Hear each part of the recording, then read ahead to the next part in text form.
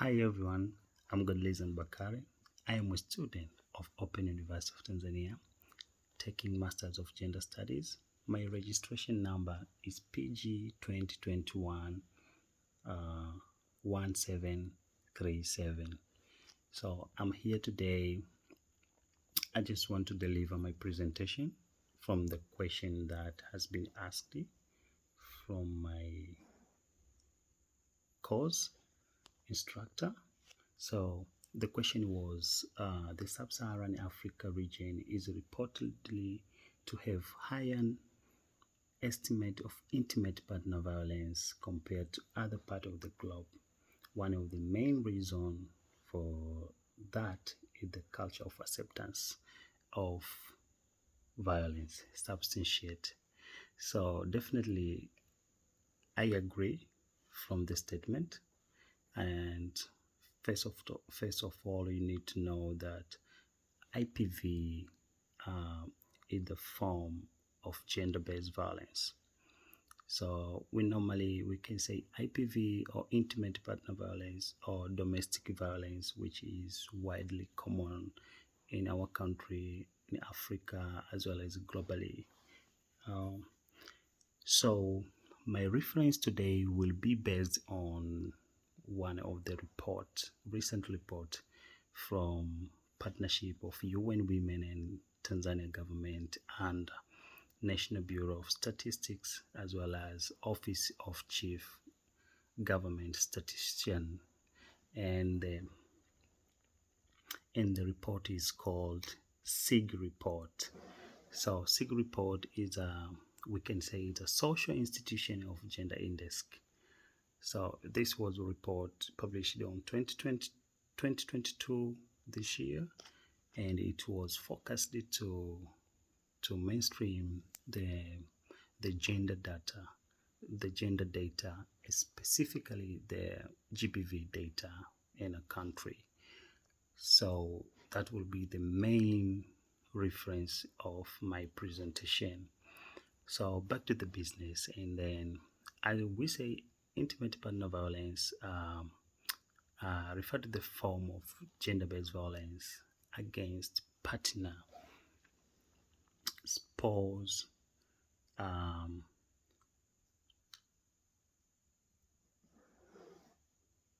romantic partner, actually. So romantic partner. So and IPV it have the same consequences as gender-based violence, as we say it's a form of gender-based violence. So it has the psychological consequences. It has emotional consequences. I mean psychological as well emotional. It may it has also physical consequences, economically, socially, health. Yeah. So according to SIG report 2022, it showed that over 20% of partner women in Tanzania reported experience some form of IPV. The findings from SIG report as well show that 48% of women in Tanzania survived the IPV over their lifetime. So this shows the magnitude of IPV in the country. So from that, so we both agree IPVs affect both women and men, but particularly women are the most subject to the effect compared to men. And there are evidence of theories that which are feminist theories which reiterate that domestic violence is a consequence of patriarch system. We all know patriarch system. It's rooted from the traditional norms. So, and it's a patriarch system. We can say it's a root cause of gender-based violence. which is always, as well as domestic violence, is within the gender-based violence. So, and this is articulated in a SIG report. So, but also various findings explain that um, uh, IPV consequences. IPV is a consequence of men's desire to exercise power and control over their female partner. So we can back again. So patriarchal system has been practiced by in our society, mostly men who practice patriarchal system. But this as well as goes further. It's because men desire to exercise power and control over their female partner.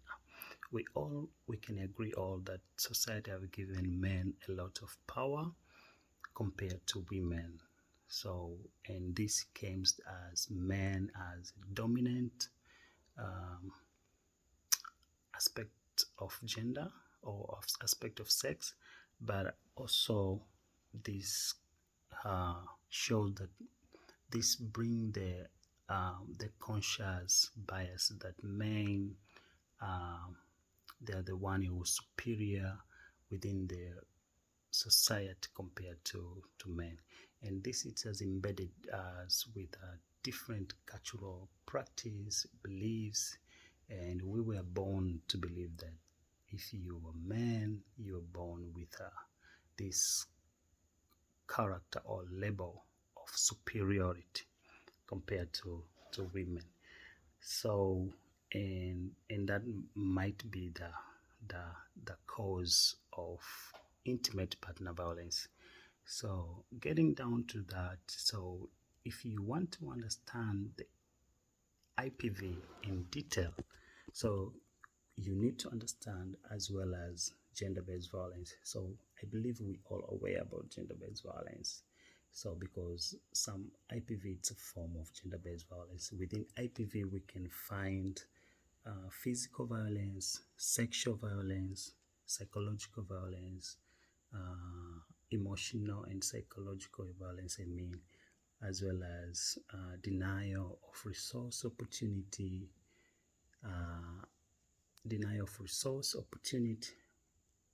and so forth. So all this kind of gender-based violence within the IPV, they have the same root cause. So you need to understand the root cause of gender-based violence. They have the same root causes of gender-based as well.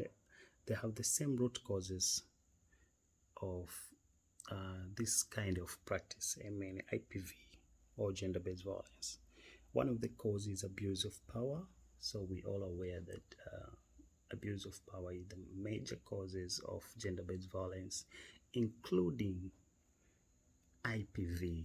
So within the relationship or within the spouse, whatever.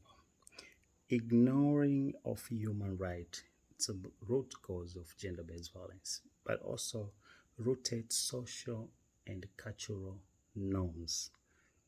This is a root cause of gender-based violence. And here we can see we have two problems which it might be a major of our discussion today when we are discussing IPV. So, but there are other contributing factors that cause intimate partner violence. So, apart from root causes, but there are contributing factors that fuel the incidence or the root causes to be. What does this mean? The contributing factors, they might be there, but there might be no GBV. But the root causes, without root causes, no gender-based violence. So that's the difference. But these two are working together to fuel the gender-based violence. If you don't understand, so for example, the issue of alcohol within the issue of alcohol.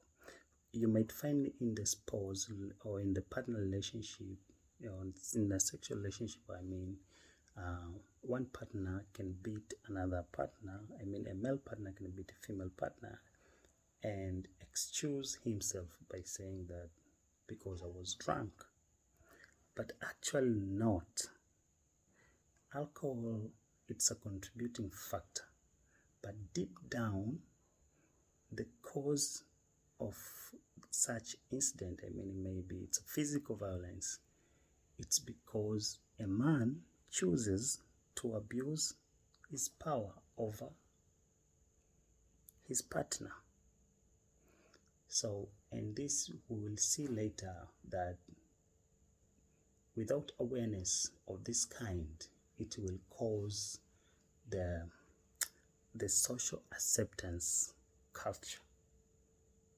That's why it was very important I saw that it was very important for the audience or for you to understand the root cause of gender-based violence as well as the contributing factor. So, social acceptance of violence against women in Tanzania remain very high and is closely associated with higher rate of IPV. So it's true that within the partner relationship, the social acceptance of violence is high, and this has been verified by the SIG report. So when you read the SIG report of 2022, you will find that that evidence. So as we go further, we will see that in Tanzania as well as globally, there is very close relationship between attitude justifying violence and the prevalence of IPV. So in Tanzania, half of population feel that a man may be justified in hitting or beating his wife under certain circumstances. So according from the SIG report showed that half of the population in Tanzania believe that there is a justification for a man to beat his partner or his wife. So there are circumstances that allows or enable a man or allow a man to beat his wife or his partner. So, and this is also characterized by attitude, whatever, but also it's embedded by the social and the traditional norms, as I mentioned before. Social acceptance of domestic violence against women is significantly higher in mainland compared to Zanzibar. So this is from SIG report. So I want to tell you the synergies of social acceptance culture and gender-based violence. So the acceptance of use of violence by partner or husband in Tanzania, it was described as 58% of women and 40% of men believe that husband is justified in beating his wife, again by Tanzania Democratic Health Survey 2015. If a wife bans the food, argues with him, goes out without telling him, neglecting the child, or denying him sex, that can justify a man to beat his wife, which definitely, as a specialist or as an expert, I see this is not right. So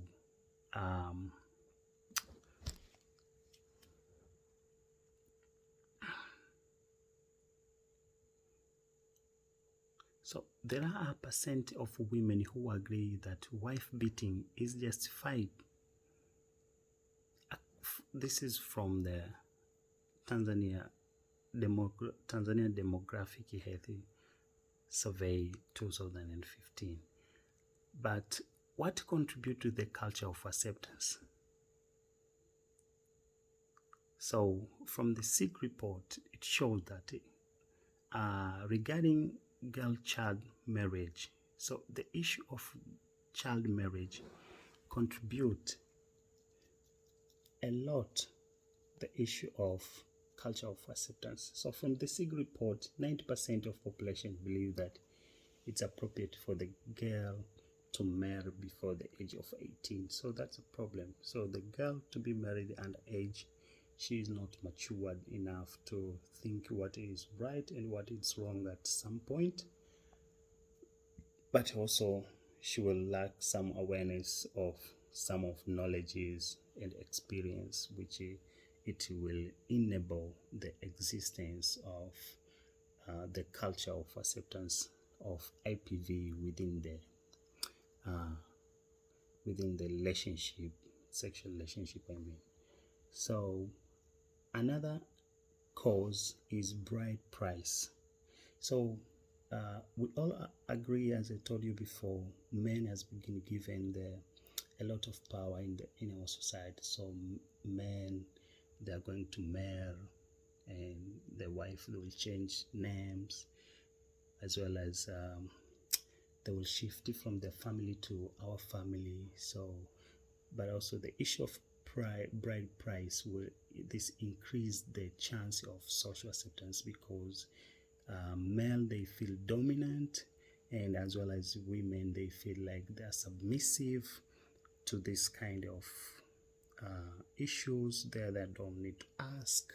So this causes a lot of misinformation to women and lead to culture of social acceptance of violence. When their husband beating them, they cannot ask something because of the bride price that the parent have been accepted. But also when they go back to their parent or relatives, sometimes they chase away, maybe because of lack of awareness, but also sometimes they fear to return back the bride price, which is very high. Another point.